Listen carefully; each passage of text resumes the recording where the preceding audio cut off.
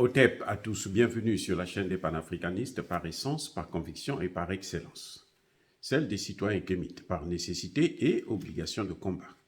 Nous sommes une chaîne qui n'est guidée que par nos ancêtres et rien que par les ancêtres qui appartiennent à l'égrégore du monde noir. Par conséquent, nous ne croyons en aucun dieu venu de l'étranger.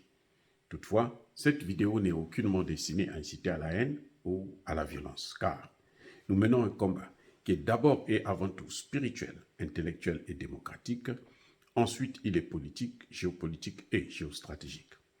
Contre l'impérialisme, le colonialisme, le néocolonialisme et l'endocolonat, qui sont tous qualifiés de crimes contre l'humanité. Nous menons ce combat sur la base du principe fondamental que nous avons hérité de nos ancêtres kémites, qui est celui de la Mahat, c'est-à-dire solidarité, vérité et justice. Vous êtes donc en droit de connaître la vérité et nous avons l'obligation de vous dire la vérité, rien que la vérité, afin que justice soit rendue au continent africain. Et ça, c'est notre modeste contribution dans cette noble lutte en faveur de la souveraineté, la dignité, la solidarité et l'unité africaine. C'est exactement ça que nous appelons le panafricanisme.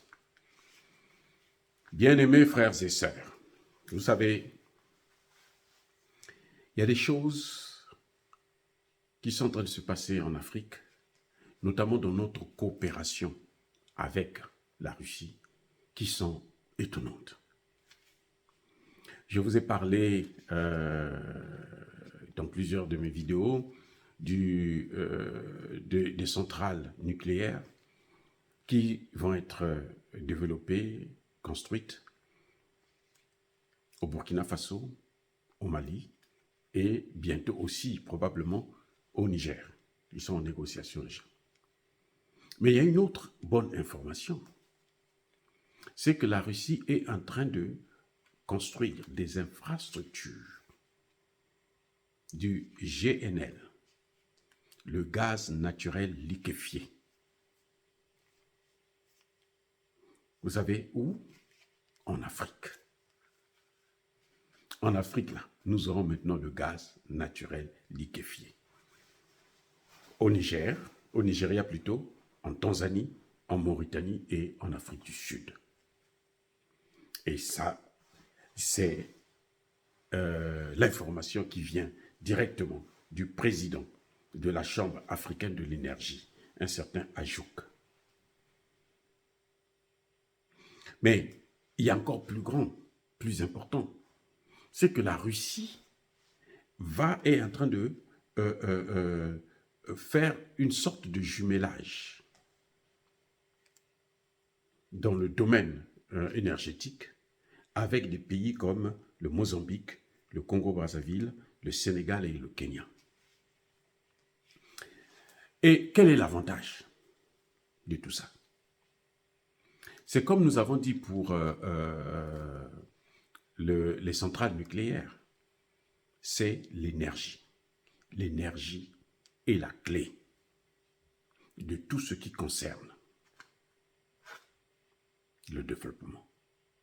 Parce que le développement passe par l'industrialisation. Et vous ne pouvez pas industrialiser un pays sans l'énergie. Et quelle énergie? L'énergie bon marché.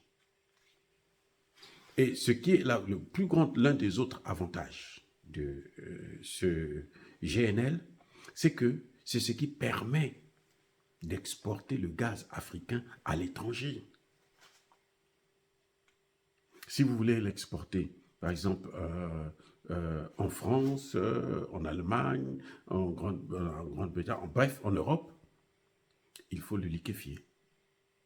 C'est-à-dire faire de ce gaz-là comme si c'était de l'eau, et puis quand ça arrive à destination, on le retransforme maintenant en gaz. C'est pour ça qu'on appelle ça gaz naturel liquéfié. C'est pour faciliter le transport. Parce que le gaz en tant que tel, pour le transporter, c'est souvent très difficile. Et vous savez quoi? Ces pays-là vont avoir, on va constater d'ici peu, une augmentation de 51% d'ici 2035 51%, une augmentation de 51% de notre, comment dirais-je, exploitation de gaz. C'est l'équivalent au moins de 100 milliards de mètres cubes. Donc, c'est un avantage. Nous avons ces matières premières-là. Ce n'est pas hier, hein? Et ça n'avait pas été découvert aussi hier. C'était les Occidentaux qui prenaient ça. Les Français, les Américains, les Allemands, ils prenaient ça gratuitement. Parce que nous, on n'avait pas la technologie. Voilà ce qui embête la France et les États-Unis, les pays de l'OTAN, de nous voir coopérer avec la Russie et la Chine. Surtout avec la Russie, parce que la Russie s'en fout de nous transmettre la technologie. Elle a le pétrole, elle a le gaz. Elle n'a pas besoin de notre gaz, notre pétrole. Mais elle nous aide pour que nous puissions commercialiser notre gaz, pour que nous puissions commercialiser notre pétrole dans de bonnes conditions et avoir mieux, pour que nous puissions transformer, raffiner le pétrole. Vous voyez, ça va nous apporter des revenus supplémentaires, pourvu que nos États sachent maintenant ce qu'il faut faire. C'est comme je disais tantôt, il n'y a pas de développement sans souveraineté. Il faudrait d'abord que nous puissions avoir notre souveraineté. Et c'est ce que les pays du Sahel, les États de l'Alliance des États du Sahel sont en train de nous donner, montrer comme exemple. J'espère que les autres pays, Nigeria, Congo, Sénégal et autres, vont suivre dans la même lancée. Parce que s'ils ne suivent pas, il n'y aura pas de développement. C'est-à-dire que, soyez-en sûrs, ceux-là, les Occidentaux, s'ils reprennent le contrôle, s'ils reprennent la domination sur ces pays-là, le Sénégal, le Congo et autres, ils vont bousiller tout ça. Parce que ces infrastructures-là, quand eux ils viennent, ils les détruisent systématiquement. C'est leur rôle. C'est à nous maintenant de prendre nos responsabilités.